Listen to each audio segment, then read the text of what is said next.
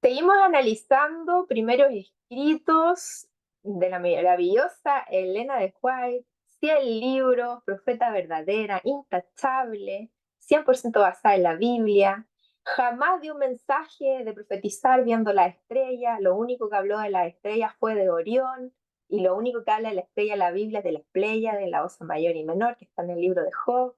Nunca promovió el espiritismo. Siempre fue consecuente, decía y hacía, mujer de buenas obras, jamás trató, te vas a perder en el infierno a alguien que no le hacía caso cuando ella le daba con amor un mensaje. Tenía todos los frutos del espíritu: gozo, paz, paciencia, benignidad, bondad, mansedumbre, templanza. Todas las personas la querían, y a pesar de ver la apostasía en la iglesia, que los mismos adventistas de su época le exiliaron a Australia por decir las cosas por su nombre, ella siguió escribiendo que la iglesia adventista era el principal tesoro de Dios aquí en la tierra y que no caerá, y que es la iglesia verdadera, a pesar de la apostasía que hubo en época de ella, llamada la apostasía omega. Si la iglesia no cayó por la apostasía omega, tampoco caerá por la apostasía alfa. Ella dijo que el tercer Elías era un pueblo, y nosotros somos ese pueblo que debemos denunciar la apostasía, tanto en la iglesia adventista del séptimo día, como lo hizo ella en su tiempo, como en todos los ministerios independientes que hablan blasfemias. Después que salí de la visión, todo se veía cambiado. Algo tenebroso se extendía sobre todo lo que contemplaba. Oh, cuán oscuro me parecía este mundo.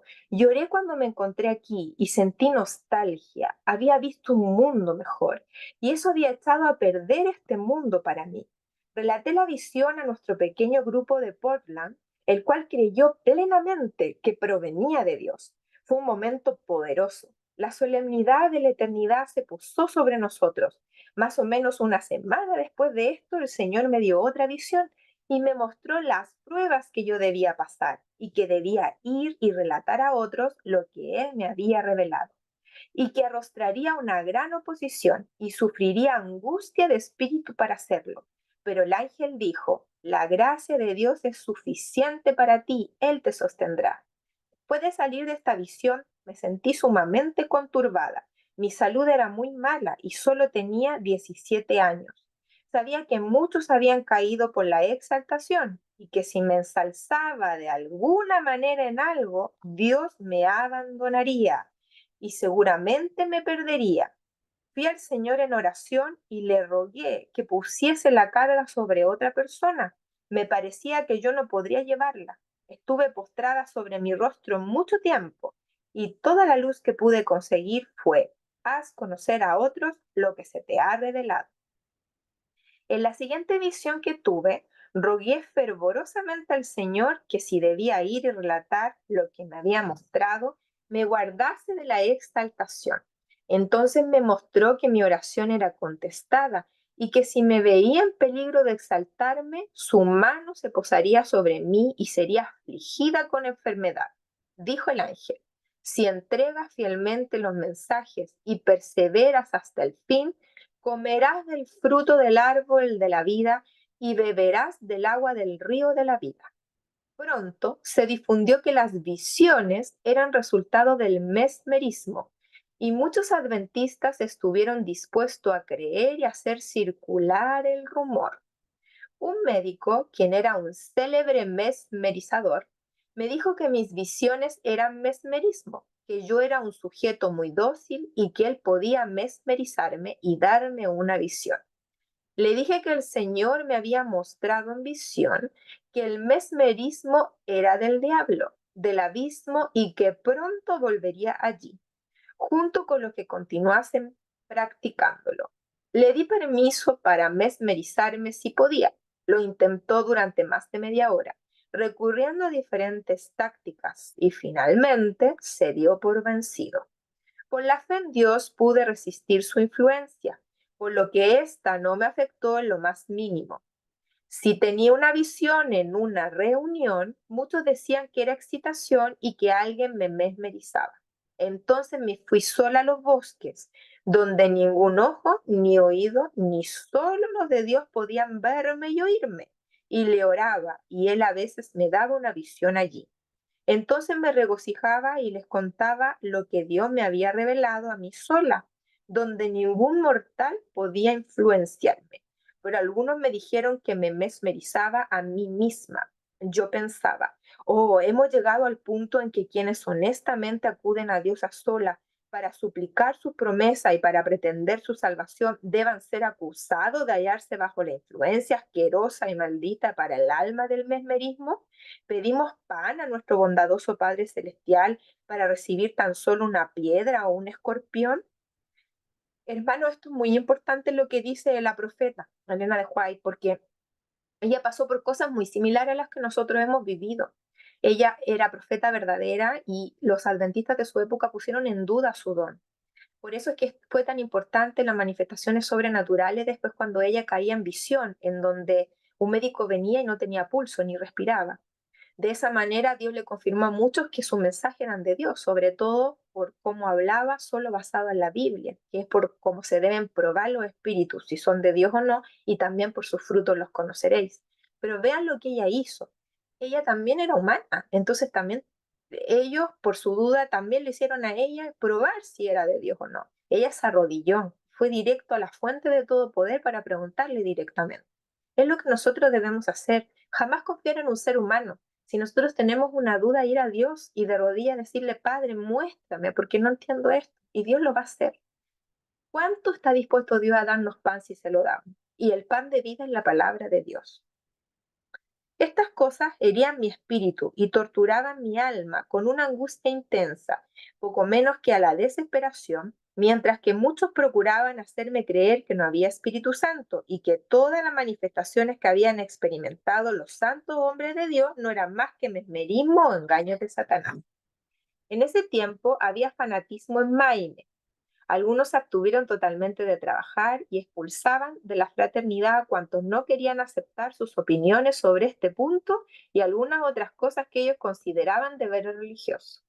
Estamos pasando lo mismo que Elena de White en su época. Nos estamos enfrentando a un grupo de fanáticos de muy mal testimonio, de muy malas obras, con ningún fruto del Espíritu Santo, hablando cosas que no son bíblicas y que obviamente que creíamos en este grupo porque hablaban del adventismo pionero, que es puro y santo. Por eso nos gustó, pero han pervertido el camino desde que empezaron a predicar que el líder era el tercer Elías, y de ahí no han parado en la caída a fondo con sus doctrinas purias no bíblicas. Son fanáticos, es difícil dialogar con ellos, porque como creen que lo que dice el líder es ley, le hacen caso a todo lo que él dice, cuando tergiversa la escritura. En algo tan sencillo, hermano, Tarsis es un lugar que queda al sur de España. Búsquelo en Google, ponga Tarsis. Tarsis no es España, Tarsis queda al sur de España. Donde vive el líder de ellos no es en el sur de España, es en otro lugar. O sea que hasta en eso están mintiendo. Recuerde siempre, la Biblia es muy clara. Tarsis no es algo importante en la Biblia, todo lo contrario. Jonás, cuando no hizo la voluntad de Dios, es que se fue a Tarsis. La voluntad de Dios estaba en ir a Nínive y advertirle el pecado a Nínive. Hermanitos, hay muchos hermanos sinceros que están engañados. Pero ¿cómo se les nota la sinceridad? Que cuando uno les da evidencia, los hermanos inmediatamente abren los ojos. Pero en cambio los fanáticos jamás te van a oír, solo te van a agredir y van a tratar de inventar calumnia, de atacar el mensajero, porque como no pueden atacar el mensaje, se van en contra del mensajero. No hay nada que no hayamos sufrido nosotros que Elena de White no haya sufrido en su época. Y no por eso dejó de ser adventista el séptimo día. Siguió luchando y siguió denunciando la apostasía. A eso estamos llamados a ser nosotros. El pueblo del Elías, que llama el pecado por su nombre. Dios me reveló esos errores en visión y me envió a sus hijos extraviados para que se los declarase. Pero muchos de ellos rechazaron rotundamente el mensaje y me acusaron de conformarme al mundo. Por otro lado, los adventistas nominales me acusaron de fanatismo y fui representada falsamente y por algunos con perversidad. Hablando de esto, las personas seguidoras de este hombre eh, dicen que no podemos volver a la iglesia adventista por la cita de Elena de White que dice que los adventistas nominales, como Judas, nos traicionarán y nos entregarán a los católicos, y que por eso no podemos volver a la iglesia. Hermano, eso es en la ley dominical, que es el 2028. Falta para eso, faltan 4 años. Podemos volver a la iglesia. Y si bien es cierto, muchas iglesias no nos dejarán predicar, vamos a las que sí nos dejen predicar. Vamos a las iglesias chiquititas, donde la maldad todavía no ha llegado. Yo les cuento algo, no es global la apostasía. En la iglesia cerca de Calera que tengo yo, y en todo el distrito de La Calera, los hermanos y los ancianos se opusieron a que pusieran pastoras y ancianas, y no logró la misión imponer esto, porque los hermanos no lo dejaron. En la iglesia de Cruz del Sur de La Calera, un predicador se levantó en el púlpito y dijo que la iglesia estaba en apostasía y que debía volverse a Dios. Mi suegro dijo, no hay mucho tiempo más por la que podremos estar en la iglesia por lo que está ocurriendo, pero se siguen congregando. Mientras tú denuncies la apostasía en la iglesia, lo hagas en la escuela sabática. Ellos se dieron cuenta que enseñaron a rezar en el folleto escuela sabática. ¿Ustedes creen que ellos se quedaron callados? No, mi suegro y mi cuñado se dieron cuenta de eso y lo dijeron a los hermanos, hermano, esto que está enseñando el folleto de escuela sabática está mal, no debemos rezar, debemos orar. Hermanitos, Dios siempre va a cuidar a su pueblo, siempre. Yo sé que las cosas están mal, pero ¿cómo no van a estar mal si son los últimos 7 años del mundo? Pero usted, si es valiente y tiene el Espíritu de Dios, va a salir como Elías a denunciar la apostasía. Lo puede hacer con amor. No pase a llevar al libre albedrío, por favor, no lo haga. Dios no lo hace, no obliga a la gente a creer como usted cree. Dele la oportunidad de elegir. Eso hace Dios. Eso se llama respetar el libre albedrío. No sea como los que nos repudiaron, que dijeron, si no aceptan el tercer Elías, se perderán. En ninguna parte de la Biblia dice eso. En ninguna parte de los libros de Elena de White dice eso. Jesús, que era Dios mismo, le dijo a la mujer adúltera, y ninguno de nosotros es adúltero, hermano. No hemos cometido un pecado tan grande. Le dijo, ni yo te condeno, el propio Dios. Y este hombre se cree Dios que condena así a las personas. Hermanos, tengan fuerza y tengan ánimo, porque si vivimos esto, y pasamos esta prueba es porque Dios nos ama demasiado y nos cuidó y nos sacó de la boca del lobo. En repetidas ocasiones se fijaron diferentes fechas para la venida del Señor y se insistió en que los hermanos las aceptasen, pero el Señor me mostró que todas pasarían, porque el tiempo de angustia debía llegar antes de la venida de Cristo y que cada vez que se fijara una fecha y ésta pasara, eso solo debilitaría la fe del pueblo de Dios. Por enseñar esto se me acusó de estar con el siervo malo y que decía en su corazón, mi Señor tarda en venir, Mateo 24:48. ¿Por qué la hermanita Juárez decía esto? Porque ellos pasaron por el gran chasco en 1844. Jesús no vino, ellos esperaban la segunda venida, pero que eso estaba profetizado en la Biblia. En Apocalipsis 10 decía que ellos iban a sufrir este trago amargo del gran chasco, que este mensaje ellos no lo iban a entender. Creyeron que la purificación del santuario en Daniel 8:14 correspondía a la segunda venida de Cristo, pero lo que ocurrió en 1844 fue que Jesús pasó del lugar santo al lugar santísimo, en la última parte del proceso completo. Cuando Cristo vuelva por segunda vez, saldrá de ese santuario y dirá, consumado es, y ya no habrá intercesor por la humanidad pecadora. Es muy importante que todos nosotros entendamos que para la época de Elena de White, ella dijo que Jesús podría haber adelantado su venida si ellos hubieran aceptado el mensaje de justificación por la fe en 1888. Pero ella es muy interesante porque recuerden ustedes que ella no entendía la Biblia fuera de visión. Dios le cerró el entendimiento para que nadie creyera que lo que ella decía era de ella, sino que era de Dios mismo. Ella escribía lo que veía, pero luego no entendía lo que decía la Biblia. Es muy interesante cómo Dios le mostró tanto a ella y ella ni ella lo entendía. Por ejemplo, en el capítulo de Conflicto de los Siglos, una profecía significativa, ella fija el tiempo. Ella estudiaba la cronología Ucher y marca los 4000 años en el 31 después de Cristo. Ella misma dice 40 veces que Jesús vendrá cumplido los 6000 años. A veces dice casi, porque depende de dónde lo tome, con la creación de Adán y Eva o cuando Adán y Eva pecaron, obviamente que hay diferencias de cómo se toma el tiempo, y casi porque ella estaba en el siglo XIX, ella vivió en el siglo XIX y en un poquito del XX. Entonces siempre hay que tomar las cosas en su contexto. Ella, junto a su esposo, escribieron un libro que se llama La vida, la muerte, el retorno, la resurrección y el retorno glorioso de nuestro Señor Jesucristo, en donde en ese libro ella explica claramente lo que quiere decir el día y hora nadie sabe. Dice que ese versículo está mal traducido. La versión inglesa nos muestra claramente que la palabra correcta no es nadie sabe, sino da a conocer. Y tiene sentido porque ella dice que en sus mismos libros, en el primero escrito, después lo vamos a leer, que Dios le da a conocer el día y la hora a los 144.000. Podemos saber mes y año, hermanito, porque el mundo se va a acabar cumplido los 6.000 años, y eso es el 2031. J.N. Andrew lo tenía claro como pionero. Y de los mensajes de todos los ángeles, el segundo y el cuarto ángel va asociado a una fecha. Por eso es que tenemos que predicar una fecha, porque tenemos que cumplir con el mensaje del cuarto ángel, Apocalipsis 18. Pero el que termina el mensaje es el mensaje tercer ángel, lo dice ella misma. Salí de ella, pueblo mío, inclusive de este ministerio que ahora es un ministerio apóstata, al cual nosotros nos hemos salido.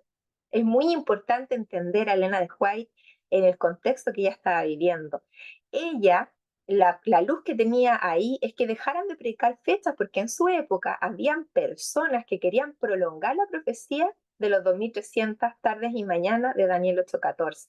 Sin embargo, ella le dijo que no había profecía de tiempo después de 1844. Le hablaba a ellos, hermanito, a esos fanáticos que querían torcer la doctrina del santuario tan claramente explicada por los hermanos que entendieron que cuando Jesús no vino en 1844 fue porque Jesús pasó del lugar santo al lugar santísimo, jamás fue la segunda venida de Cristo. Entonces, apliquemos esa famosa frase: texto fuera de contexto es solo un pretexto. Todas estas cosas pesaban sobre mi ánimo, y en la confusión a veces me veía tentada a dudar de mi propia experiencia. Mientras orábamos en familia una mañana, el poder de Dios comenzó a descansar sobre mí y cruzó por mi mente el pensamiento de que era mesmerismo, y lo resistí. Inmediatamente fui herida de mudez y por algunos momentos perdí el sentido de cuanto me rodeaba. Entonces vi mi pecado al dudar del poder de Dios y que por ello me había quedado muda, pero que antes de las 24 horas se desataría mi lengua. Se me mostró una tarjeta en la cual estaban escritos en letras de oro el capítulo y los versículos de 50 pasajes de la Escritura. Después que salí de la visión, pedí por señas la pizarra y escribí en ella que estaba muda, también lo que había visto y que deseaba la Biblia grande. Tomé la Biblia y rápidamente busqué todos los textos que había visto en la tarjeta. No pude hablar en todo el día. Temprano en la mañana siguiente, mi alma se llenó de gozo y se me desató mi lengua para exclamar grandes alabanzas a Dios. Después de esto, ya no me atreví a dudar ni por un momento resistir el poder de Dios sin considerar lo que los demás pudieran pensar de mí. Hermanito, no importa lo que los demás piensen de ti, lo que importa es lo que Dios piensa de ti.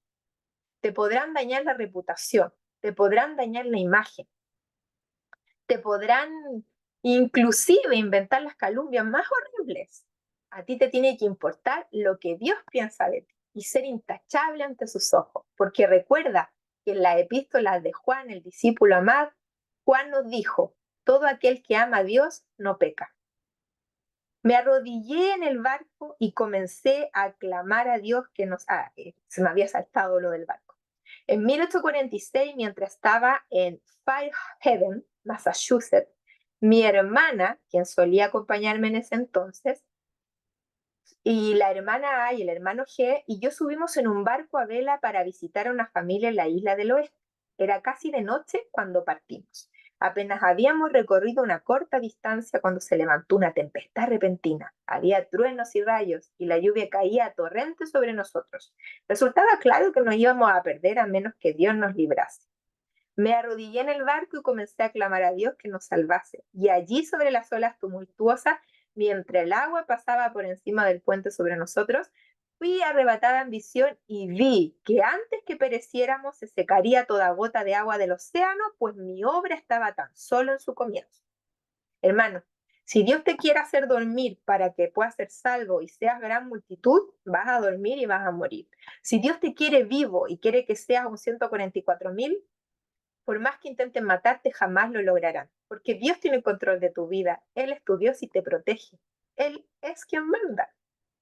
Procuraba anclar, pero el ancla se deslizaba por el fondo. Nuestra embarcación era sacudida sobre las olas e impulsada por el viento, y era tanto la oscuridad que no podíamos ver de un extremo del barco a otro.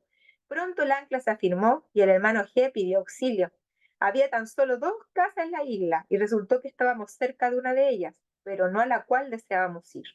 Toda la familia se había retirado a descansar, excepto un niñito que providencialmente oyó el angustioso pedido de auxilio. Su padre acudió pronto a nuestro auxilio y en un pequeño bote nos llevó a la orilla. Pasamos el resto de aquella noche agradeciendo a Dios y alabándole por su maravillosa bondad hacia nosotros. Les voy a decir de forma oral los 50 versículos que Elena de White se le mostró en visión para asegurarle que ella era profeta verdadera.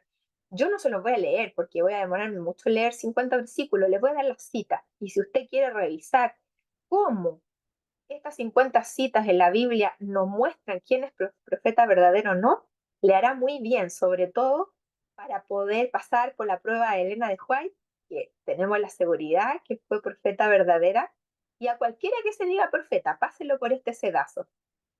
Lucas 1:20, Juan 16:15, Hechos 2:4, Hechos 4:29-31, Mateo 7:6-12 y el 15, Mateo 24:24, Colosenses 2:6-8, Hebreos 10:35-39, Hebreos 4:10-12, Filipenses 1:6-27-29, Filipenses 2:13-15, Efesios 6:10-18, Efesios 4:32, Primera de Pedro 1:22, Juan 13:34-35, Segunda de Corintios 13:5, Primera de Corintios 3:10-13, Hechos 20:28-30, Gálatas 1:6-9, Lucas 12:3-7, Lucas 4:10-11, Segunda de Corintios 4:6-9, Segunda de Corintios 4:17-18,